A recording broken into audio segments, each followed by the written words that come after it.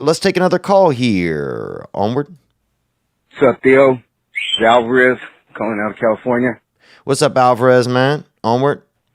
Just wondering what you think about, got fired last week. I'm a maintenance mechanic, electrician, AC guy, certified welder. So I'm on this boom lift. They call me down and tell me to go work on this toilet, which I usually don't do. Toilet's full of feces. Massive amount, bro. Oh, yeah, bruh. Them boo-boo cauldrons. And I used to work at a place, bruh, that they had, I used to work at this place called Ducko's when I was young, and it was like a burger joint. And it was only in business for probably 2 months, which I didn't even know you could be in business for 2 months. I mean, that seemed like almost not even a business. It seemed like somebody just having people stop by and then getting a little bit of their money, and that's it. But so Ducko's, they had burgers and cheeseburgers, and they had the famous 4, and that's what it was called. And it was 4 pieces of meat, cheese on the top, cheese on the bottom. And that was the big thing. We're going to put cheese on the bottom of the burger, that famous 4. And dude, people would get sick from it, I guess. I don't know if something was wrong with the meat or something was wrong with the bread or just something was wrong with fucking Ducko and the whole joint. So I'm in there, bro. I was a counter boy. But that's the funny thing. Look, when there's only 2 people and employees and one of them's the boss, they hire you as the counter boy. Next thing you know, you in there. Next thing you know, you in there in the toilet with that, that plunger. And you in there just fucking ratatouille. Next thing you know, you working in that boo-boo kitchen. You work in the toilet shift because they don't have anybody else. And the owner want to act like he's never dealt with, and like he's never dealt with feces. And even though the crazy thing is he's the one making the food and selling it. He's the one making people sick. And now I'm having to work in the back streets of this establishment, in the seedy underbelly of his own customers. And dude, it was the smallest little restaurant. Had 3 tables, so people would order from me, go sit down, get sick, then go use. And the bathroom, there was no. Sometimes you get a bathroom, there's like a little waiting area. You open a door, there's another little room or a hallway, and then the bathrooms. This shit was just door, toilet, and it was just gender neutral. Anybody could go in there. Like a mule could go in there if it wanted to. And so you would hear, it was just so bizarre, bro. People would be sick in there. And it's like, I'm literally trying to take an order. And like 11 feet away from me through some very, very limited plywall or whatever it's called, plywood, very, very limited plywood. You could hear somebody making just some damn, just that body belt, just, making a belt out of his bottom. And just sweating and feeling really, really irie, man. You're feeling irie. Bro, your booty gets Jamaican, bro. Sometimes you're in there sweating so hard. Dance with me. Onward. Like there was a sign on the door, don't use it, and some dude did that. I see no toilet paper. All I seen was feces. Oh, that's a booty terrorist, bro. I've been in there, somebody. Dude, I was at a Falcons game one time, and they had a urinal with the bag over it. They do that. They put that plastic bag. This dude turned his butt around, cut a little hole in that bag. He had a sharp object or something, a little shiv or a piece of bone in his pocket. He cut a little thing in that plastic and boo-booed right into the deal. Unbelievable people living out in the world. Onward. So I'm like, I'm not doing that. He said, the supervisor goes, well, if I have to do it, we don't need you here. I do a lot for you, Joe, because I also go to school at night. Trying to get my long-term goals, get my master's in social work. Oh, congratulations, man. I love hearing that. Alvarez, I love hearing that, brother. That's what you want to do. Social work, man. Because you want to help other people, Onward. Try to help. I'm 11 years clean. Trying to go that route, right now. Gang.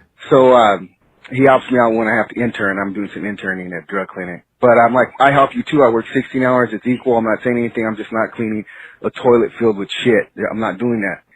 He got all mad, fires me. So now I'm without a job.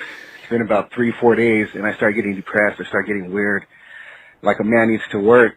But I don't know what you think or what other guys think out there. So I talk to some friends. They're like, you should have just did it. But I thought where's the line? I have a 3-year-old daughter. Someday I'm going to tell her you got to do what you feel is right. Self-respect is very important. But, not having a job is a horrible, horrible feeling. I got some things lined up. But, hope to hear it on the podcast, man. I'm all about you, bro. Well, thanks for calling. That's a tough spot because, yeah, you have the child. I think, you take a couple of options. I think you can always go back to him if you still feel like, sometimes it's about being the bigger man. And maybe it was, in that day, sometimes you're feeling a certain way. You could always go back and say, hey, look, I made a mistake. I could have done it differently. I could have just taken the direction.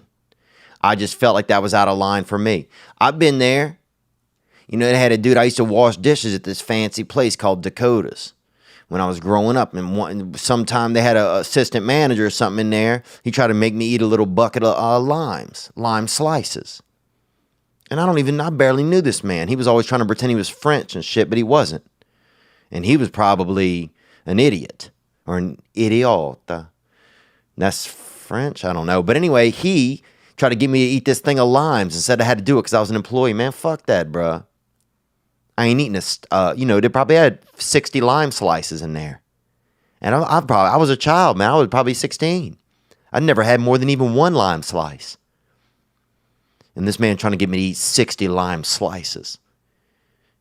And I had to quit. So sometimes you got to stand up for yourself and you got to be a man. And that's okay, man. There's something going on in this world where it's like you can't be a man these days.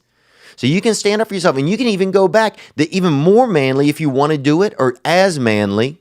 You could go back to the dude if you feel differently in a few days and say, hey, I could have handled that differently. Would you consider us working again? That way it's still, you're meeting somebody halfway. You're not giving in.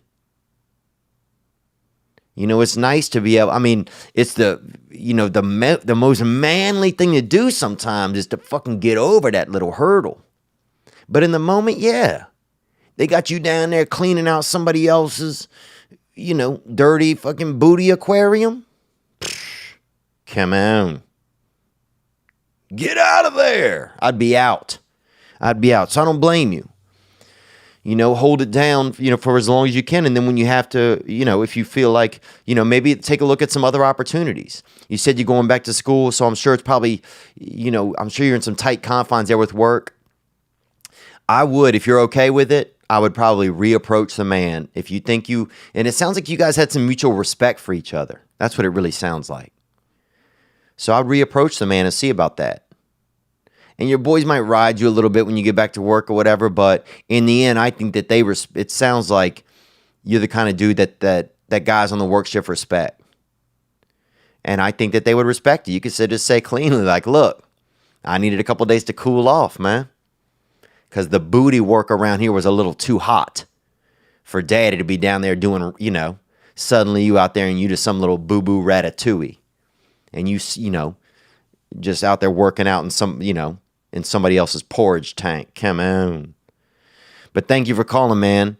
And I love the fact that you're moving forward, that you have a plan in your life. You want to do social work.